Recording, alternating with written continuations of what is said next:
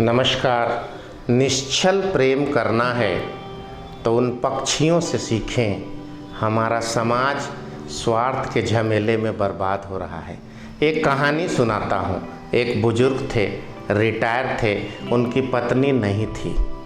रोज़ सुबह कुछ मुट्ठी अनाज लेकर अपने घर के पास पार्क में जाया करते थे। वहाँ पक्षियों को दाना दिया करते थे। पार्क के समीप ही एक हॉस्पिटल भी था।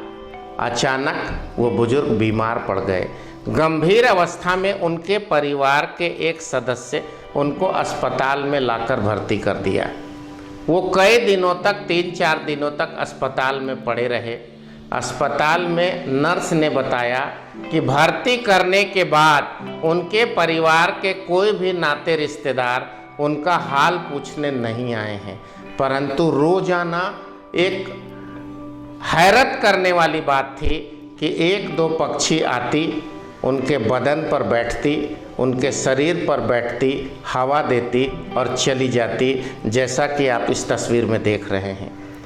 जानने पे पता चला कि कई वर्षों से वो बुजुर्ग सुबह और शाम पार्क में खुले मैदान में जाकर पक्षियों के दाना खिलाते थे।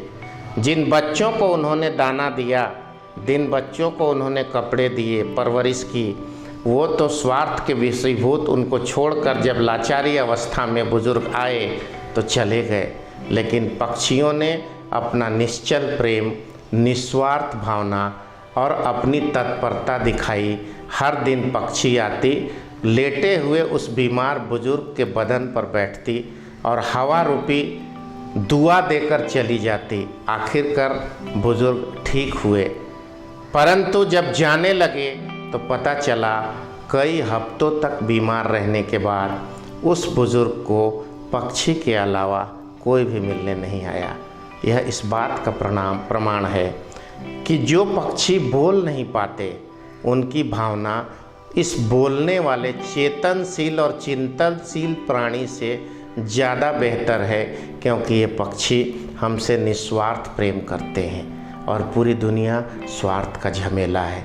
उस पक्षी से हमें सीखनी चाहिए, प्रेरणा लेनी चाहिए कि प्रेम करना है तो निश्चल प्रेम करना है, निस्वार्थ प्रेम करना है और निस्वार्थ भावना से सबके लिए दुआ करनी है। उस बीमार पड़े बुजुर्ग को अस्पताल में देखकर यही ख्याल आया कि वो ठीक तो हुए, लेकिन पक्षियों के दुआ से ठीक हुए। उनके नाते रिश्तेदार को कहाँ फुर्सत थी कि उनका हाल पूछे।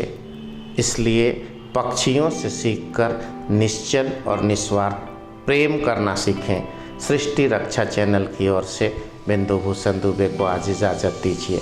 नमस्कार। वंदे मातरम।